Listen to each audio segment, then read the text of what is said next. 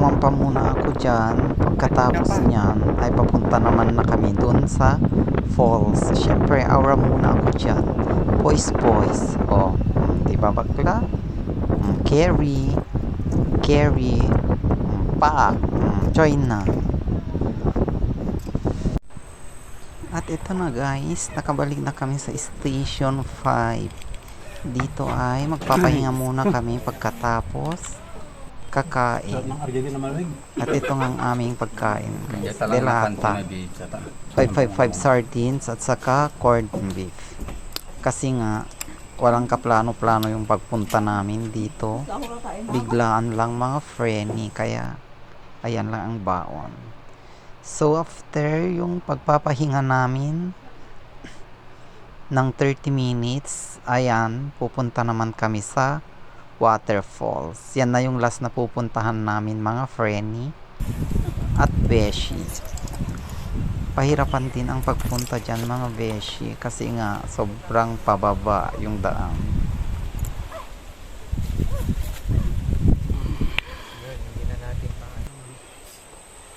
Spider girl death. Spider girl. Isa-isa muna kasi ako.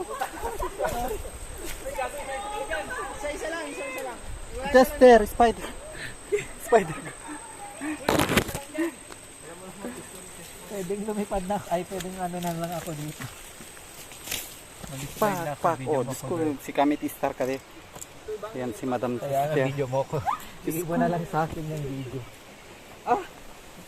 Ano ba? Uy, sobra. Uy. Sa bali may kapit ang gawin.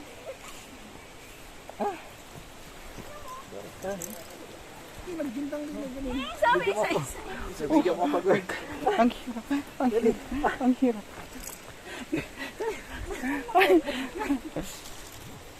Girl! Ay ko.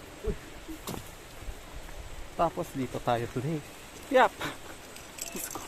Wala ka na kaya. Nandito siya. Kahirapan. Ganyan mga madam.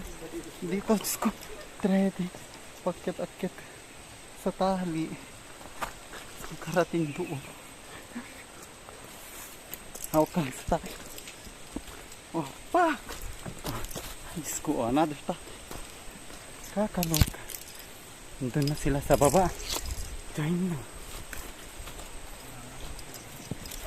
Ay! Oo.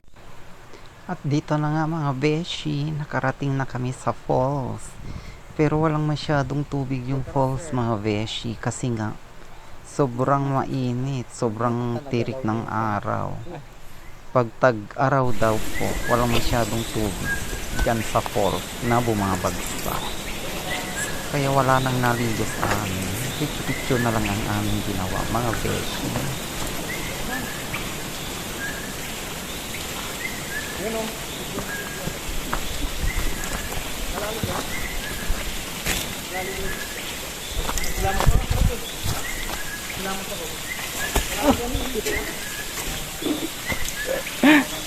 Ala, kaya pag punasan na ako amo deta dara alam bastos kasi. Wala, oo. Kinampang.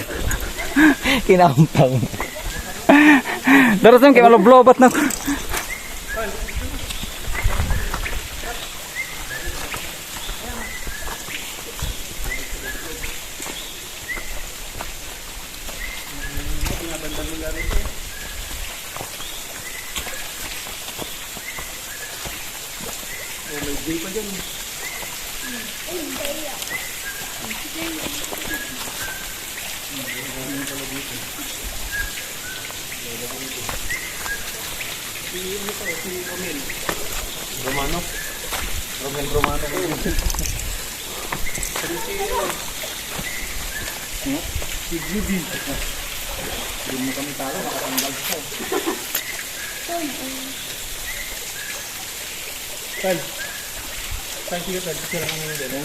Yung moment mo.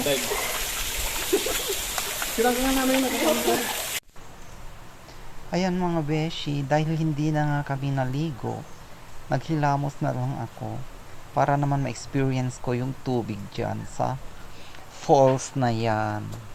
Mm.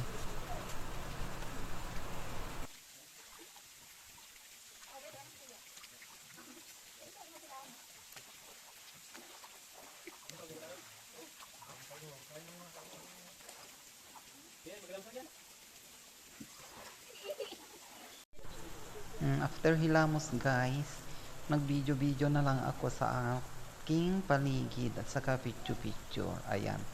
Ito na yung last part ng aking video. At please like and subscribe. Pa-share na din mga beshi. Thank you for watching. Sana nag-enjoy kayo sa aking journey sa pagpunta sa Kagwa Mountain.